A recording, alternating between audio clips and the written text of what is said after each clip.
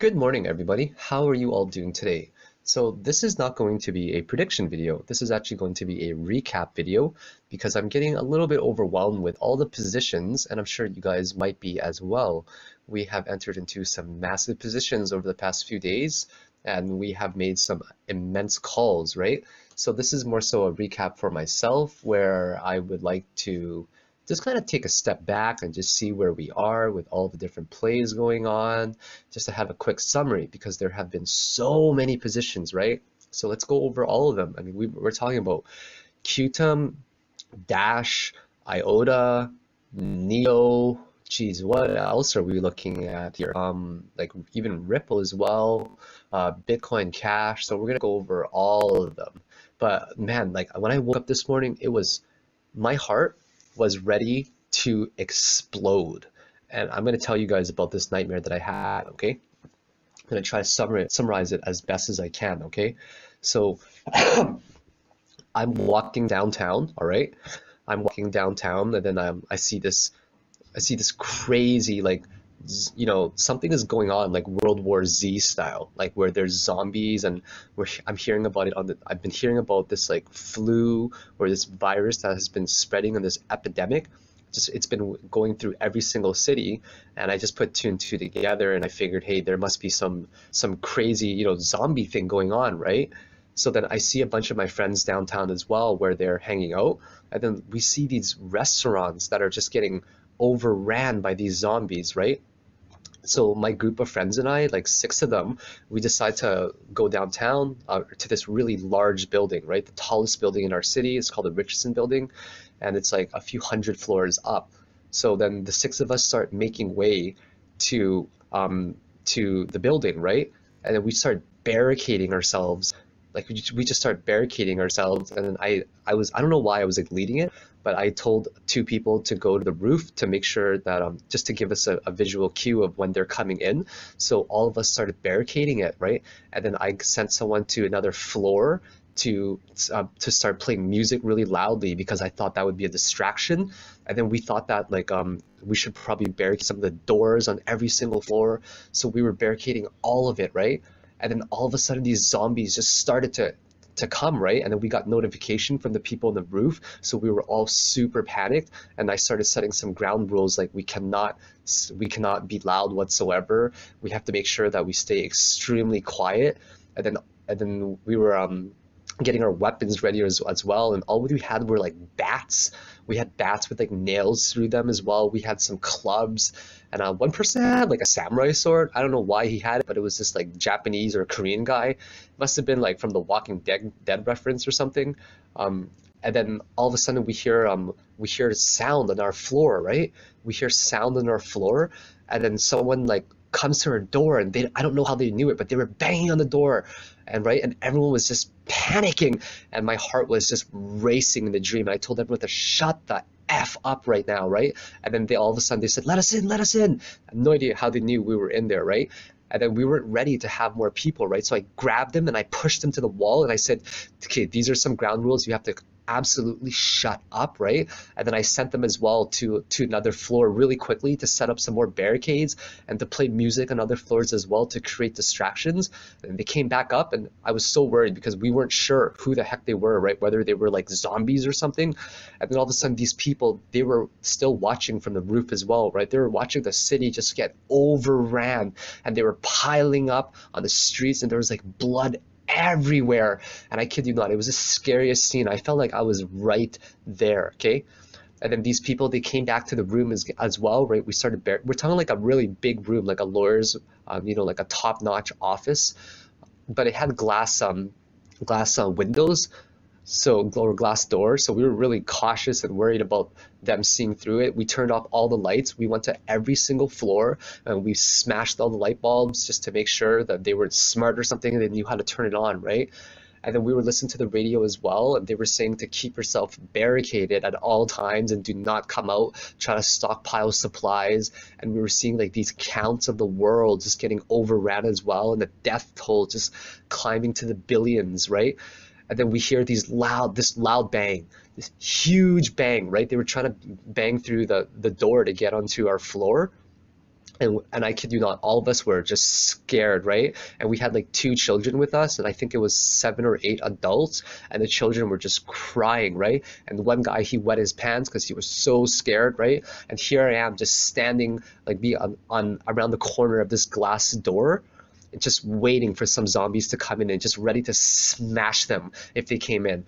And then all of a sudden, guys, like we hear them breaking in and they're just running wild and rampant and they are just ready to kill us. And then all of a sudden I hear honk, honk, honk, honk, right? And it just goes off like a siren blaring. And then I wake up and my heart is ready to explode. I put my hand, like my 2 fingers on my neck, right? Just so I can calm down. And I've never felt my heart just beat that strong before. And I thought I was like having a heart attack or something.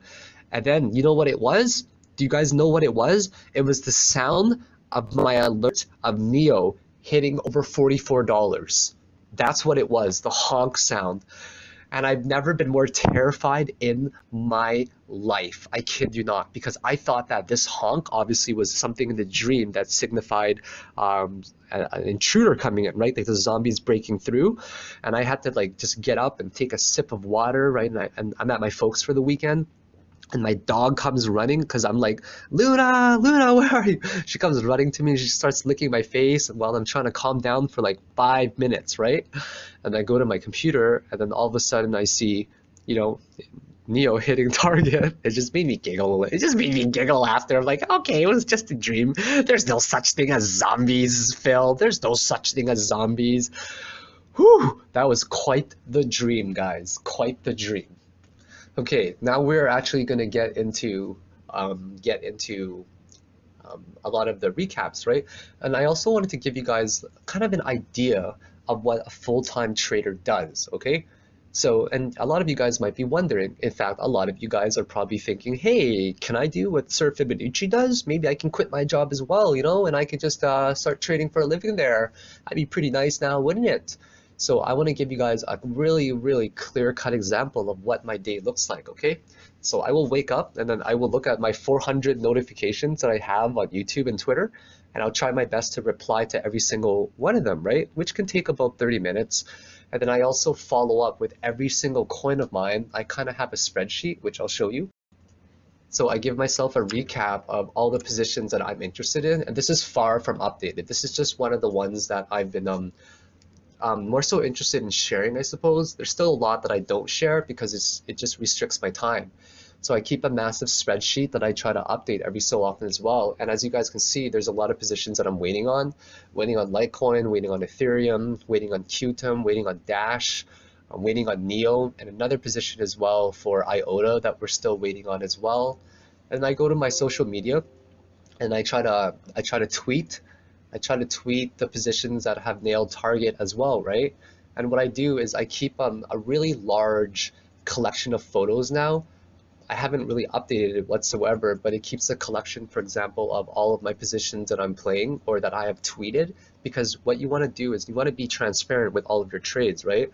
And if you guys have noticed, I've tweeted every single one of my positions that I do want to share in terms of long term that I think are very low risk and acceptable to the general public. There are a lot of positions that I play for day trade that I don't tweet because they're a little bit too risky and they require lots of risk management and lots of probability calculations that I don't think people are there yet, so I don't share these, right?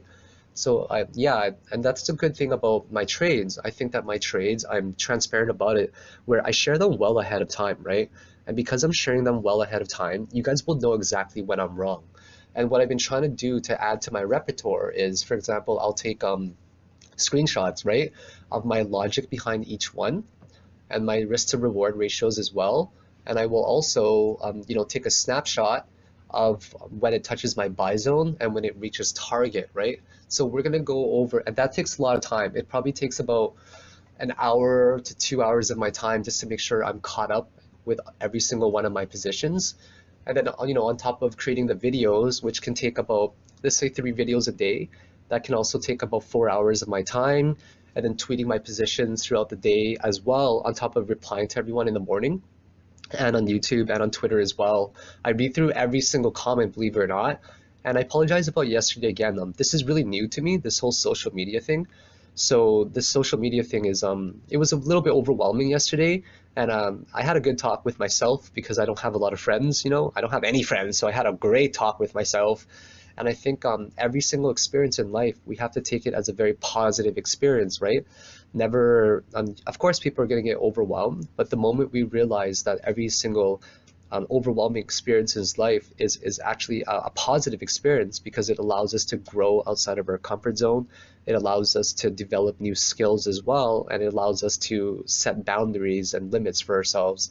So yesterday I set my limit for myself, which is anybody who'll ask me, you know, within an hour, 2 hours to request the same thing over and over. Like a guy today, if you guys saw my tweet, he asked me for a Bitcoin cash analysis 3 times in the past 30 minutes. I thought that was a little bit excessive, so I blocked him, right? I also realized I shouldn't be replying to every single comment. Actually, no comments where people are asking, oh, when's a good entry? When's a good exit? When should I buy? When should I sell? I will completely ignore those comments because everything is actually in my tweets already. And I know exactly who the people that are very serious about trading are, you know. And the people who are serious about trading will spend as much time as I do analyzing the charts, creating the charts as well, right? And they'll learn how to read the charts most importantly, and they'll learn how to figure things out on their own. And basically they're learning how to fish, right? I'm trying to teach people how to fish, and now people are getting really good at it, right? And the people that want to learn how to fish rather than have fish thrown at them, those are the people that I focus on, and I know exactly who you guys are, and you guys know who you are as well. And I love you guys, and I respect you guys, and I'm very grateful that you are also respecting me. So aside from checking social media every single day, right, in the mornings, I sleep like 10 o'clock or 11 o'clock to about 7. My sleep has been severely adjusted. I don't wake up anymore to alerts to play positions because I think it's a little bit overwhelming now. And I, you know, imagine the time that I spend charting. Every single chart of mine combined with the video that I do will average out to about 4 hours, believe it or not. I spend a good 4 hours analyzing each chart before I go into a position. As you guys have noticed by now, I am very precise with my charts in terms of having a stop loss, having an entry price, and also having specific targets that we happen to nail every single time. And I also want you guys to know that you will lose if you follow me over time. It is absolutely inevitable, okay guys? We will have losses, but we don't have massive losses because I'm trying to show people how to manage our stop loss. And for the people that have been following my trades, and especially for myself, since obviously I take every single trade of mine, right? We will have massive profits over time, okay guys? I have had how many successful trades in a row now? I don't know, 15, 20 trades in a row that have been massive, massive profits for all of us that we're going to go through. And just because we have one loss, guys, we should never take it as a negative experience because we think of our massive wins over time. And sure, we might have a few small losses here and there, as long as we stick to our stop loss. Our profits will highly, highly, highly exceed, guys. They will smash our losses. Myself, for example, I've taken small losses of, you know, maybe 5 to 8% that I don't tweet about because they're very risky positions that have high reward scenarios, but very also high risk. We're talking like 1-to-1 trades or 0.5 to 1 about, and I will take these risky setups sometimes, but I don't tweet about them, right? And if you guys have noticed, the risk to reward ratios that I've been usually tweeting and sharing are anywhere from 2 to 5 and up, right? So let's go over some of the ones that we have now been looking at, okay guys? So this is my movie collection I've been trying to get through. I've been trying to get through Fight Club, JCVD. I finally watched Slumdog Millionaire. I finally watched Valerian yesterday, which took me about a month total to watch those 2 movies. And that's the only like casual time I have. But you know, why have casual time when you can just hang out with your hobby all day, which is honestly trading, right? Trading is my absolute biggest hobby, and yeah, like I can't see myself doing anything else, guys. So my latest one that I will share with you guys here is NEO, of course, right? And so NEO, guys, this is the target entry that we have been looking at so far. The target entry was 33 to 35, well, 33 to 36, I mean, and we were targeting $44.51, right, with a great little buy zone there. risk to reward ratio of 3.47 to 1. And surely enough, just looking at the charts, right, we actually hit it. I was actually only 10 cents off, guys, from my target. Target was 44.52. Target that we actually hit was 44.41. 10 cents off, guys. I don't have a picture of my Bitcoin Cash analysis, but let's take a look at Bitcoin Cash. I predicted that we were going to hit exactly 2,800 first of all. If you guys remember that analysis that I did, right? Sorry for the mess right here. I predicted that we were going to hit $2,800 by using Fibonacci extensions, right? I did this for my extension here. I'll show you guys how we concluded that. So I took my Fibonacci extension. I believe it was from here. Yeah, I think it was from here. Whoops, that's not it right there. So I took my Fibonacci extension from here. Actually, no, I didn't do that first. I did this. I took Fibonacci there to right here. It was a pretty wild guess, I have to admit, which happened to just get lucky. And I took that point and I went to right around here, right there, and that's how we hit my target of $2,800. I actually missed it by $1. That's okay though, okay guys? And I also predicted Bitcoin Cash reaching, I'm actually going to clear all of this out for you guys. I predicted Bitcoin Cash reaching a Fibonacci retracement level of 0, right in this target zone, right? And I used a pretty crazy correlation method to Bitcoin, and surely enough, it hit it, right? I used a correlation method and I basically averaged it out to $850. So the people that got in, it hit $851. That's kind of crazy how I predicted 2,800 and it hit 27.99. And then I predicted 850 on average and it hit 851, right? So that's how I use a correlation method for this guy as well. And then what else? For IOTA, I've made some pretty massive plays for IOTA, of course, if you guys all remember that, which I'm sure you have.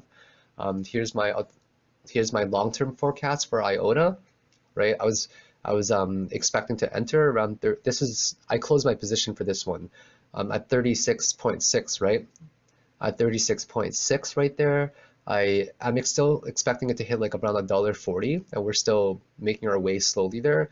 We're currently on wave 4 retracement, right? And so that has been a massive prediction as well. Here is another IOTA prediction as well, right? We were going to hit 91 cents there. We actually ended up hitting 90 cents, or sorry, 88 cents, right? I predicted we were going to enter around 70 cents, and let me show you guys how accurate that one was as well.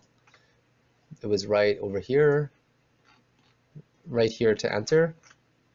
Look on the top left there. I predicted to enter at 70 cents, and we actually hit 68 cents I suggested, and we entered at 70 cents, right? And I predicted,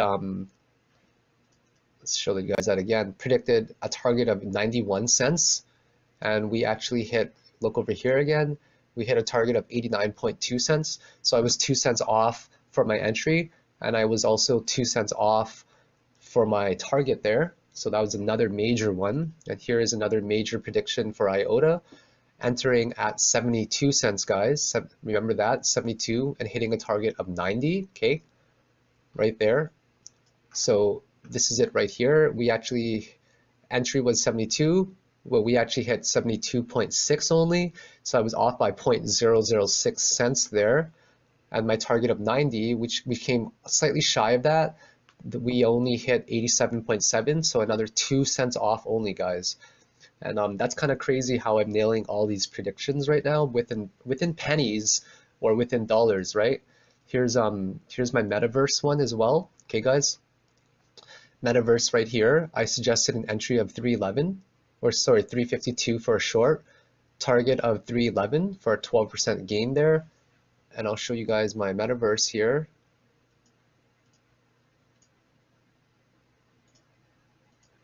No, I actually closed it by accident. Let me just get my trading view back up here. So this is what I mean by, overwhelmed a little bit with social media, just to show you guys, right? I wake up to about 400 or 500 notifications, and every minute I'll get like 8 to 10 notifications, and I want to make sure everybody is actually in the loop. So I don't want to leave anybody out, and I want to keep you guys up. I don't want to be like a lot of other YouTubers, you know, that ignore every single comment, right? It's really important to me that I reply to every single relevant comment. And I also update everything on my Facebook as well, just for my personal friends and family. I only add people on my Facebook from personal friends and like family, etc., right? So I apologize if I'm not adding any of you beautiful disasters to my Facebook.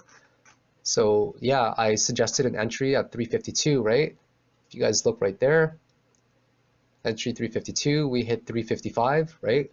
And then I suggested to close around the short position here around 311, and surely enough, we're getting a massive stall there as well at the 311. So that was another massive position that we're doing really well on. Sorry about that. What else, guys? What else? Okay, let's talk about EOS now. My EOS position that I recommended, a buy zone, $1.45 to $1.53, right?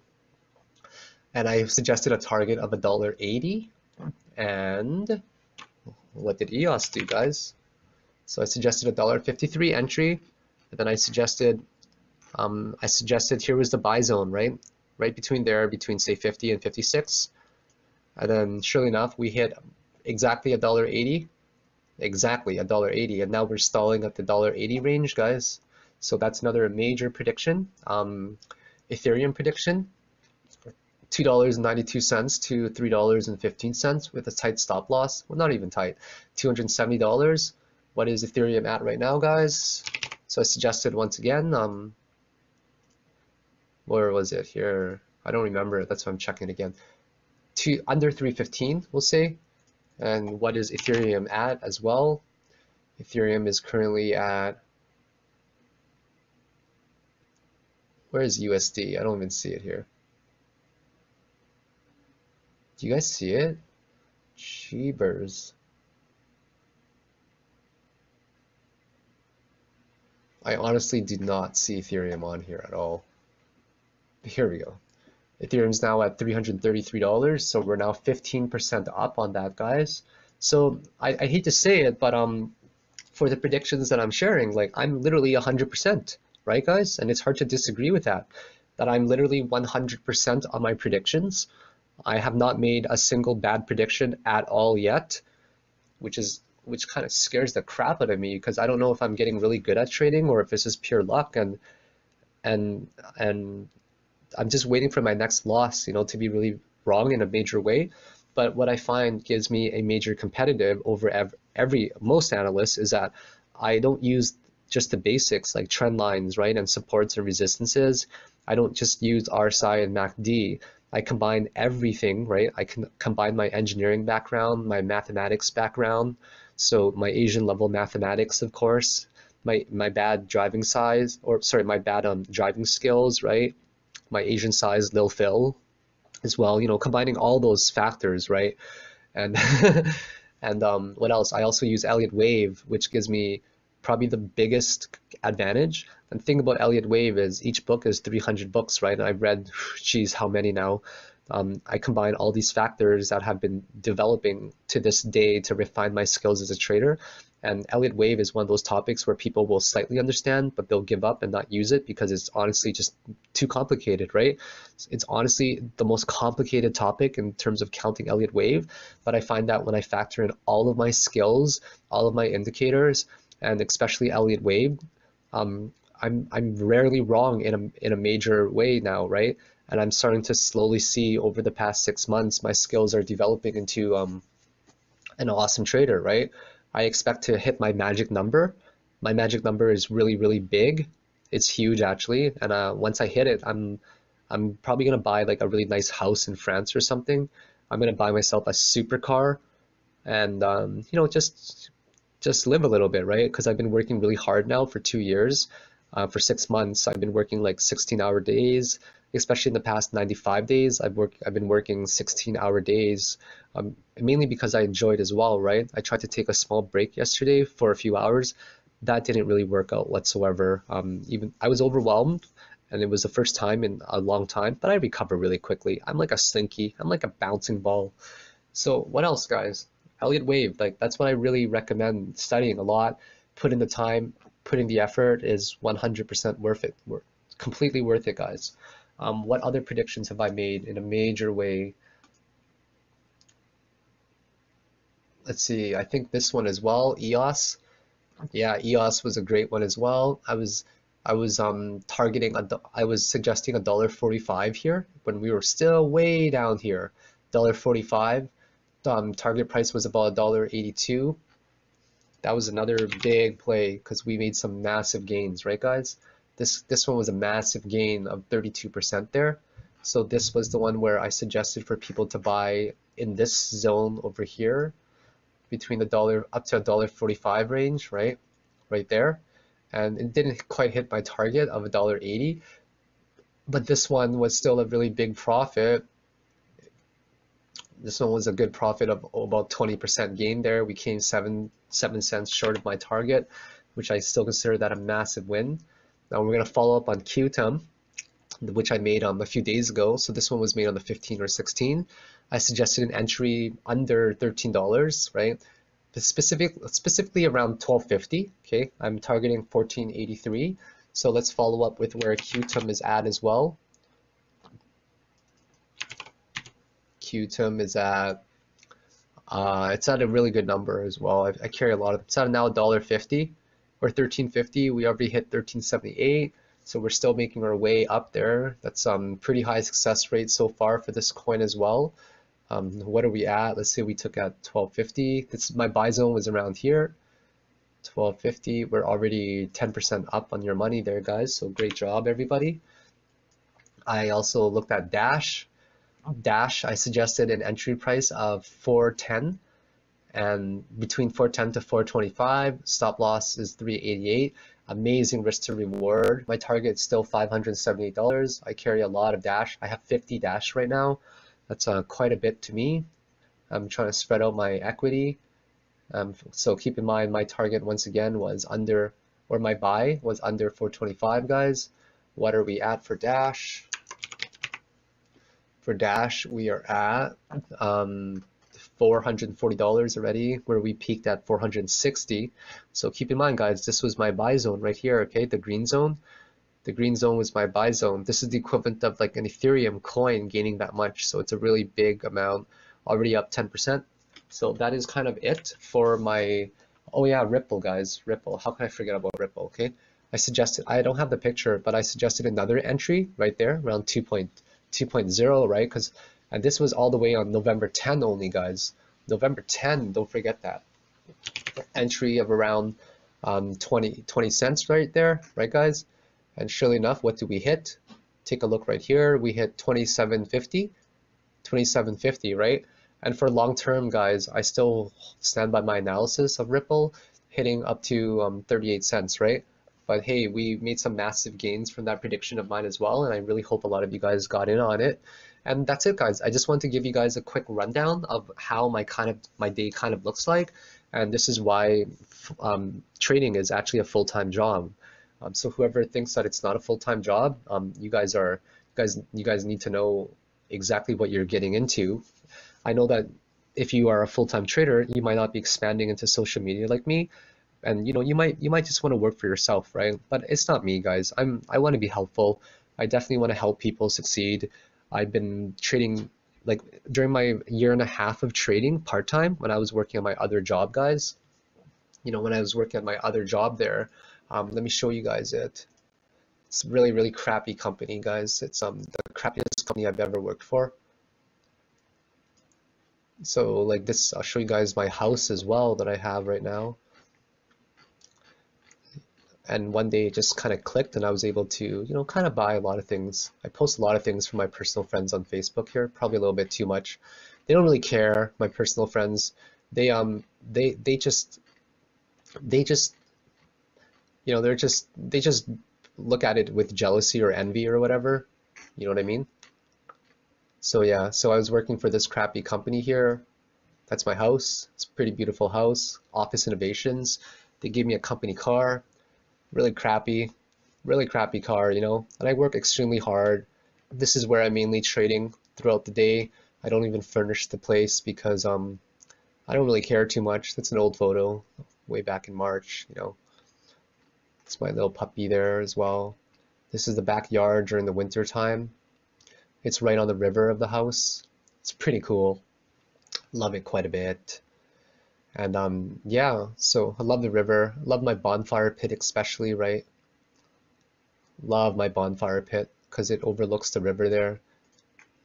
Yeah, anyways, what I'm trying to, I have a big guitar collection. I play guitar. I collect Seagull guitars. Seagull's a Canadian brand, right? It's part of the like La Patrie family, or it's made in La Patrie. It's made by the Godin family that also makes Simon and Patrick, etc., etc. I'm a fingerstylist. I play fingerstyle, and it's kind of equivalent to classical. So I just wanted to give you guys a little bit of an idea, like about me as well, right? So yeah. So if you guys are thinking of getting into trading full time, always consider that there's a big drawback as well, right? The drawback is that you don't really get out much. You don't really get out a lot. Like I honestly haven't gone out with a single friend in 3 months. Like literally, I haven't done anything social with a person other than my family, like my mom and my dad, in literally 3 months now. So it's been a while. So yeah, it requires lots of managing your positions, lots of spreadsheets as well that you have to keep track of throughout the day, lots of time planning your entries and exits. That's what I highly emphasize doing the most. Just plan those entries like how you guys see me plan well ahead of time. Create that masterpiece art. Okay, guys, you don't just go in because of FOMO. You go in because you have a well-detailed plan with a specific entry and a specific exit. And I've shown it over the past, 2-3 months that that's what I do. And when you have a solid plan, you stick to that plan as best as you can, okay? You manage that risk as best as you can as well. And over time, you will 100% be profitable. I have been up a substantial amount. We're talking about like a ridiculous amount, as you guys can see based on my trades. And I also play very large position sizes. I'm trying very hard to hit my magical number, which I'm very motivated to do. I don't know why. It's not even the money that motivates me, guys. It's the fact that I'm doing something for myself that makes me very happy. And also I have ambitious goals, but they don't align financially, right? They're ambitious goals to satisfy myself intrinsically, right? Intrinsically is a big word. Those that don't know what it means to satisfy yourself on the inside, not just on the outside. But in turn, I'm also going to satisfy myself extrinsically, right? On the outside with rewards that will come down in the future. I think it's a matter of just working extremely hard for where you want to get to. And if you put in the time and the energy and the effort, and everyone will get there. We'll have these massive wins that, for the people following me, we have had massive wins. Would you guys agree? Like we're talking massive wins, like 100% for IOTA, 30 to 50% wins with very low risk. But I want you guys to know that these losses will come, okay?